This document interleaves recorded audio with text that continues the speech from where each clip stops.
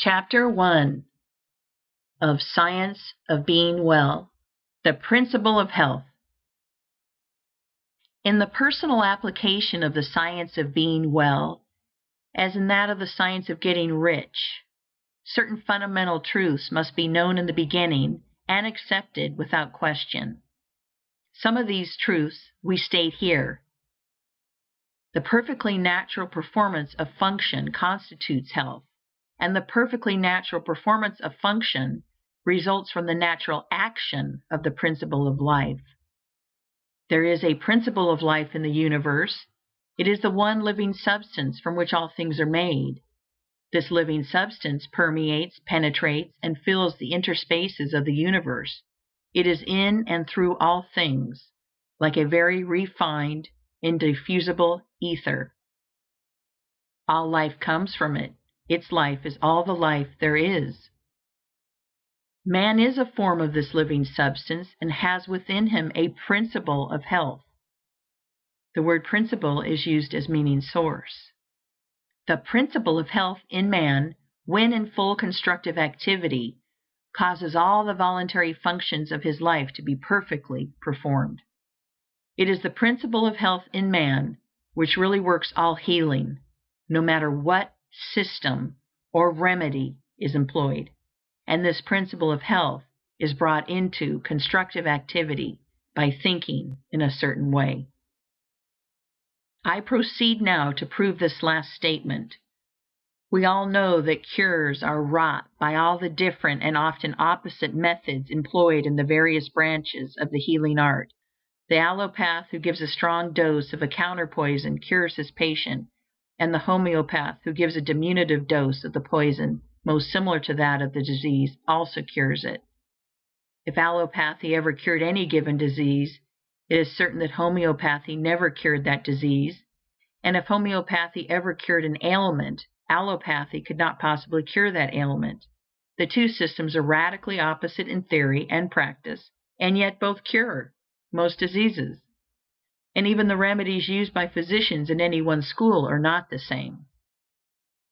Go with a case of indigestion to half a dozen doctors and compare their prescriptions. It is more than likely that none of the ingredients of any one of them will be in the others. Must we not conclude that their patients are healed by a principle of health within themselves, and not by something in the varying remedies? Not only this, but we find the same ailments cured by the osteopath with manipulations of the spine, by the faith healer with prayer, by the food scientist with bills of fare, by the Christian scientist with a formulated creed statement, by the mental scientist with affirmation, and by the hygienist with differing plans of living. What conclusion can we come to in the face of all these facts but that there is a principle of health which is the same in all people and which really accomplishes all the cures, and that there is something in all the systems which under favorable conditions arouses the principle of health to action? That is, medicines, manipulations, prayers, bills of fare, affirmations, and hygienic practices cure whenever they cause the principle of health to become active, and fail whenever they do not cause it to become active. Does not all this indicate that the results depend upon the way the patient thinks about the remedy, rather than upon the ingredients in the prescription? There is an old story which furnishes so good an illustration on this point that I will give it here. It is said that in the Middle Ages, the bones of a saint, kept in one of the monasteries, were working miracles of healing.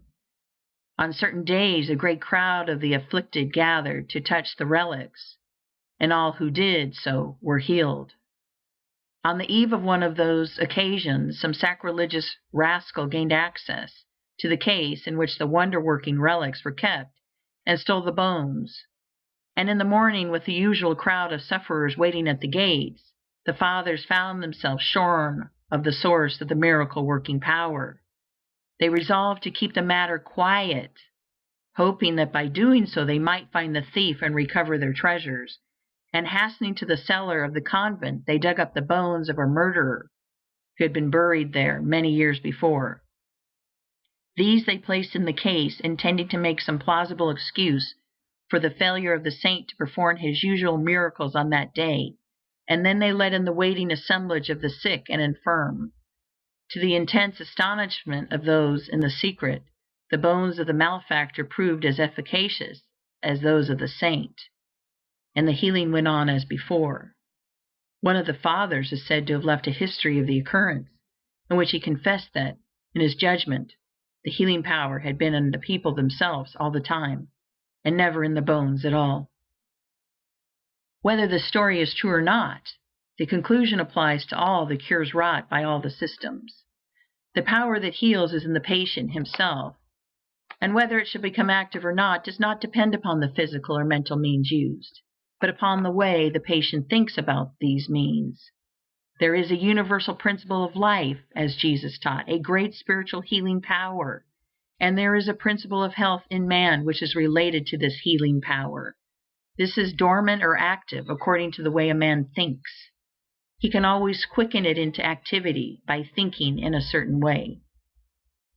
Your getting well does not depend upon the adoption of some system, or the findings of some remedy. People with your identical ailments have been healed by all systems and all remedies. It does not depend upon climate.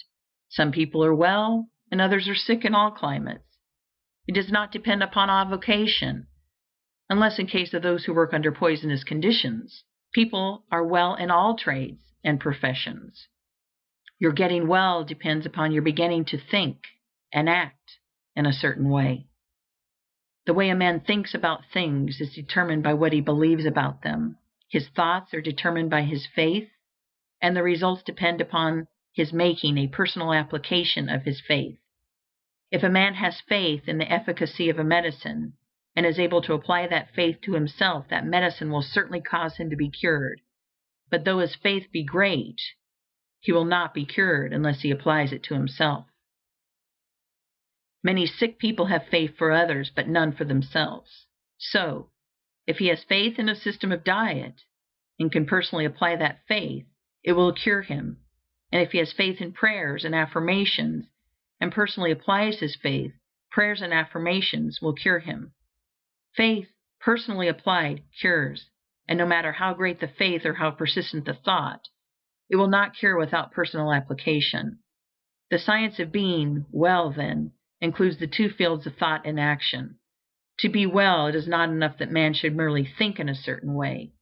He must apply his thought to himself, and he must express and externalize it in his outward life by acting in the same way that he thinks. End of chapter 1.